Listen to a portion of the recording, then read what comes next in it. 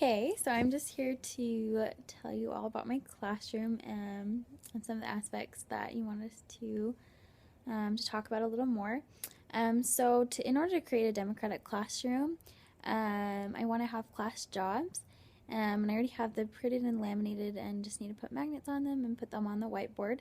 But I have various jobs, like even simple jobs, like we have our Wonders books, and I'm going to keep them in a cabinet, and I'll have a student who takes the Wonders books and passes them out depending on for which book we're using.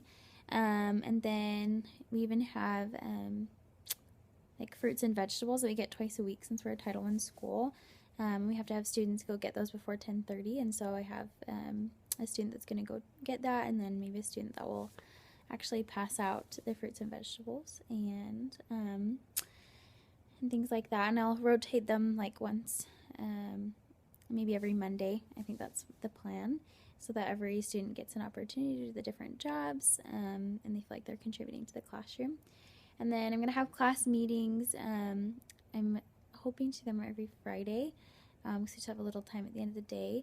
And I'm going to have like a little jar where they can write suggestions and questions and complaints. It could be about our teaching. It could be, I want to kind of help them take ownership of the classroom. So we're going to kind of discuss maybe the things that we need to improve upon as far as management, or maybe academic goals together as a class, things we're hoping to improve upon for the next week. Hopefully it'll be like reflective. And then and the student leadership, I'm hoping to do Star Student of the Week, and so I have to make those preparations for that, but it'll be nice. I want to have like their parents come in, because I think at our school it's harder to get parents involved, but I feel like if it's associated with their specific student, then they'd be more willing to come and make those efforts to be there, and have the parent bring pictures and have a little questionnaire, things that, fun little things that the class can learn about that student, and then have the parent read their child's favorite story, and things like that. And they'll get different privileges that week because they're the star student, but I think that'll help each child feel special. And evidence of accommodations for individual students.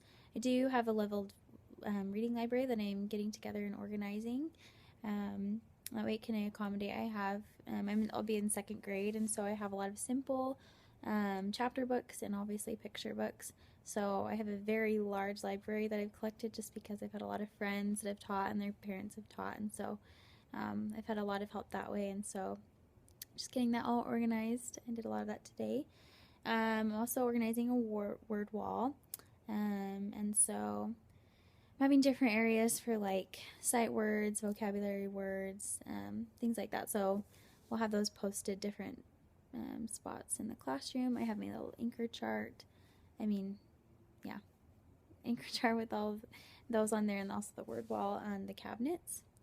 So because I can't reach up high, so that's why we decided to do it there.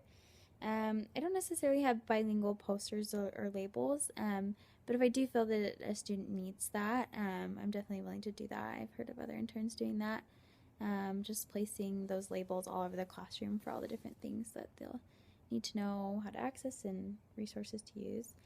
As far as decorations go, I kind of explained in the other video, but I'm trying to get all of my bulletin boards done. I've got all of the fabric and the borders on, and just finishing up those.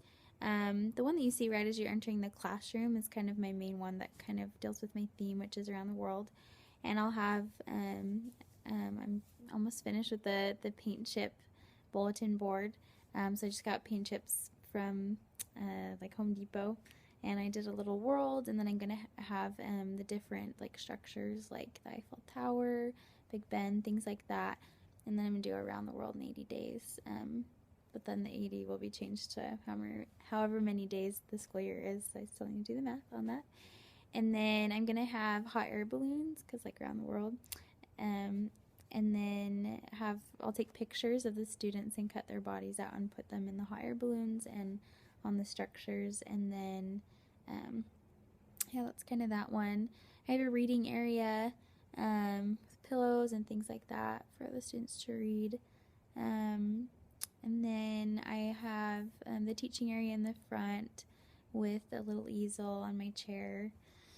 And then let's see, what else have I, oh, and then I'm going to have my writing wall. Just because we don't have enough bulletin boards, I have a math bulletin board, a literacy bulletin board, and I'll just do class rules on the other one, the little one. And then, so I'm going to have a writing corner because there's a lot of wall space there.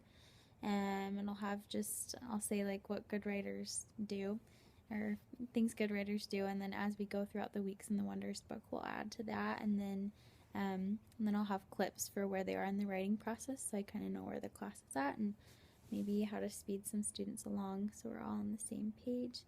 And I'm gonna have other little decorations here and there that I've just bought, posters and different things like that. But I kind of want to not have it so overstimulated, so it's going to be more simple just because I like it better that way, and I think young students, I think it's too much stimulus is not a good thing. And so keeping it pretty simple, and the boards are obviously going to be bare just because we don't have anchor charts or things that we've been working on, our student work to display. I do have the student work, and I have it says celebrate, and then I'm going to put little push pins with the clips on them, so don't have to use staple, they just have their number, their student number, and then we just stick them on there. So a lot of things in works, and it looks like it's all coming together. So I'm trying to account for all the things that you asked us to look for and to make, and it's all coming together, slowly but surely. So, yep, there you go.